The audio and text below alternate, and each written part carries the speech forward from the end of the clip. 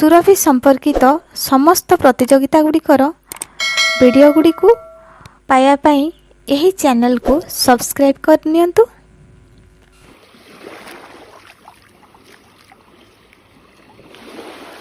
सम्माननीय सभापति महोदय, वरेण्य अतिथि मंडली, समस्त सार दीदी तथा अन्यान्य गुरुजन को मोर प्रणाम और भाई भौणी मानक मोर सुरभि और शुभेच्छा।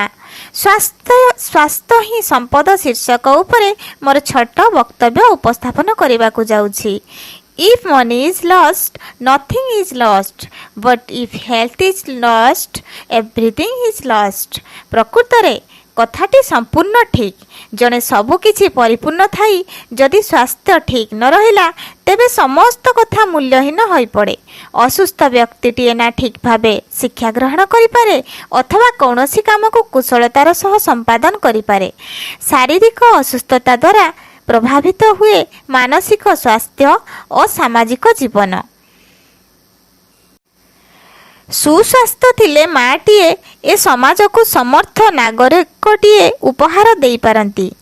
प्रशासक सुंदर शासन व्यवस्थार उदाहरण सृष्टि करि पारंती।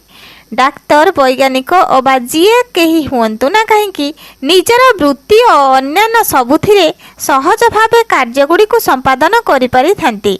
स्वास्थ्य कथा केवल शरीर को बुझाए नहीं, यह सामग्रिकता को बुझाई थाए। शरीर असुस्थ रहिले मानसिक सुस्थता बा आसीबो केमिति? आम शरीर, मन, समाज, परिवेश और स्वास्थ्य समस्ते परस्पर संबंधित। शरीर पाई आवश्यक खाद्य पानीय जगाई सुंदर शरीरटीए पाई मध्य जदि आमर मानसिक स्वास्थ्य ठीक न रहे तेबे से सुस्थ बोली कहिबा यथार्थ नुह। आम नेशनल सर्वे रिपोर्ट कहे ओडिशार अनेक पिला एबे मध्य उपयुक्त पोषण अभाव जनित रोगरे सढ़ुचंती। अधिकांश बालिका और महिला रक्तहीनता सह नानादी रोगाक्रांत। विद्यालय रे पढ़ुथिबा अनेक पिला मेदबहुलता, गैस भली रोगरे आक्रांत। सबुर मूल कारण है आम जीवन शैली। घरे प्रस्तुत खाद्य पाटी को रुचे ना, बरं फास्ट फूड और पैकेट खाद्य रे बेसी आग्रह।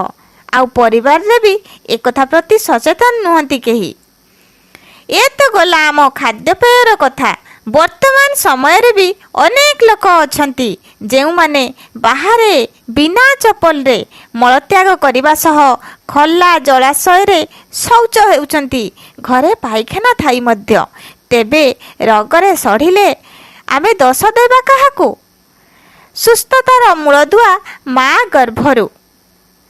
सेतेबेले माटीए अधिक पोषण आवश्यक करे। आज भी महिला माने घरोई हिंसार शिकार हेउचंती। मानसिक चाप सह असंतुलित आहार प्रभाव जन्मित पिला उपरे पड़े। मानसिक अनग्रसरता, अविकसित मस्तिष्क और अपपुष्टि माड़ी बसे पिलाटी को। सर्वोपरि परिवेशर प्रभाव।